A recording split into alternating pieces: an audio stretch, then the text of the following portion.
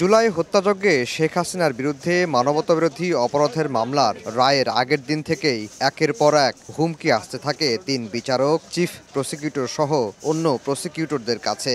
রায়ের পর হুমকির কথা জানান চিফ প্রসিকিউটর নিজেই। বলা হয়, ভারতীয় মোবাইল নাম্বার ব্যবহার করে তাদের প্রাণনাশের হুমকি দেওয়া হয়। এই আসামিরা বিচার চলমান থাকা অবস্থায় মামলার সাক্ষী, বিচারক এবং ট্রাইব্যুনালের সাথে সংশ্লিষ্টদেরকে হত্যা করার, তাদের বাড়িঘর জ্বালিয়ে দেওয়ার হুমকি দিয়েছিলেন এবং সেই দায়ে কিন্তু আসামি শেখ হাসিনার 6 মাসের কারাদণ্ডও হয়েছে।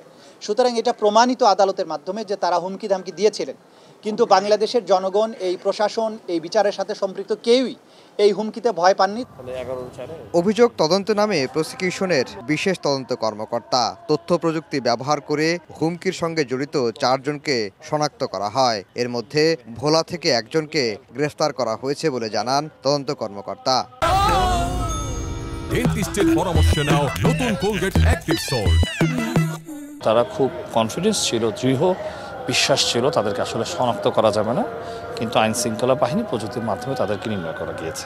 মিলিয়ন ফলোয়ারের পেজের অ্যাডমিন সে ইতিমধ্যে আমাদের এই সরকারকে চ্যালেঞ্জ করে অনেক রকমের পেজ যেগুলো আমরা আসলে শনাক্ত করতে পারি না, এরিয়া দেখাচ্ছে দেশের বাইরে, আসলে সে বাংলাদেশ থেকে বসে এটা চালনা করছিল। প্রসিকিউটর ও বিচারপতিদের হুমকির সঙ্গে জড়িত বেশ কয়েকটি ফেসবুক পেজ ও ব্যক্তিকেও শনাক্ত করে আইনের আওতায় আনার চেষ্টা চলছে বলে জানান তিনি। তারা বিদেশি নাম্বার ব্যবহার করছে, লোকাল কোনো বাংলাদেশের নাম্বার ব্যবহার করছে না, এবং বিভিন্ন রকমের প্লে স্টোরে আপনার ফ্রি কিছু নাম্বার পাওয়া যায়, স্প্যাম নাম্বার, সেই নাম্বার থেকে তারা বিদেশি সেজে আমাদেরকে হুমকি দিচ্ছিল।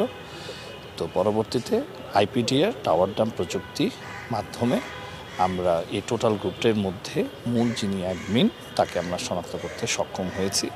ব্যাপারটা এখন আইনি প্রক্রিয়া আছে।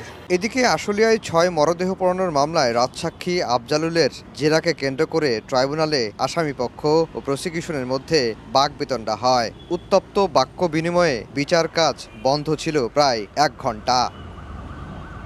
আফজাল হোসেন, সময় সংবাদ, ঢাকা।